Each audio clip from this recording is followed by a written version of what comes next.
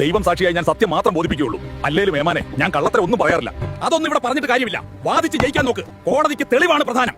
ആരാ നിനക്ക് വേണ്ടി ഹാജരായിട്ടുള്ളത്? അഡ്വക്കേറ്റ് കാന്താരിയാണ്. ഏമാനെ, എന്റെ സഹോദരി ഒരു ക്രിമിനൽ ലോയർ ആണെന്നുള്ള കാര്യം ഈ ഇഞ്ചിപ്പൊട്ടൻ അറിയില്ല. ഈ കള്ളക്കേസ് അവൾ പുഷ്പം പോലെ ജയിക്കും. കണ്ടോ? യുവർ ഓണർ, എന്റെ കക്ഷിയും എന്റെ സഹോദരനുമായ പച്ചമുളകിന്റെ പേരിൽ കെട്ടിച്ചമച്ചത് ഒരു കള്ളക്കേസാണ്. എന്റെ കക്ഷി ഇഞ്ചി പോലീസിനെ വലയിൽ കുടുക്കി കെട്ടിത്തൂക്കി എന്ന് പറയുന്ന ദിവസം എന്റെ കക്ഷി പാറേപ്പള്ളിയിൽ ധ്യാനത്തിന് പോയിരുന്നതിന്റെ തെളിവിതാ. അവർ സഞ്ചരിച്ച ബസ്സിലെ ടിക്കറ്റ്. മാത്രമല്ല, അത്രയും വെയിറ്റ് ഉള്ള തടിയനായ ഇഞ്ചി പോലീസിനെ പൊക്കി വലിച്ചു തൂക്കിയിടാനുള്ള ആരോഗ്യമൊന്നും എന്റെ കക്ഷിക്കില്ല. പാറേപ്പള്ളിയിൽ പോയത് നമുക്ക് പരിശോധിക്കാം. പക്ഷേ കെട്ടിത്തൂക്കാൻ സഹായത്തിന് വേറെ ആളുണ്ടെങ്കിലോ? അങ്ങനെയെങ്കിൽ ആ സഹായത്തിനുണ്ടായിരുന്ന ആളെവിടെ? ഇഞ്ചി പോലീസ് അറസ്റ്റ് രേഖപ്പെടുത്തിയിട്ടുമില്ല, ഇവിടെ ഹാജരാക്കിയിട്ടുമില്ല. അതുകൊണ്ട് പ്രതി എന്നാരോപിക്കുന്ന എന്റെ കൂടപ്പിറപ്പിനെ വെറുതെ വിടണമെന്ന് താഴ്മയായി അപേക്ഷിക്കുന്നു. ഈ കേസ് പഠിച്ച് വിധി പറയുന്നതിനായി അടുത്ത 17-ാം തീയതിയിലേക്ക് മാറ്റുന്നു. അതുവരെ അടുത്ത 14 ദിവസത്തേക്ക് പ്രതി എന്നാരോപിക്കുന്ന പച്ചമുളകിനെ റിമാൻഡ് ചെയ്യുന്നു.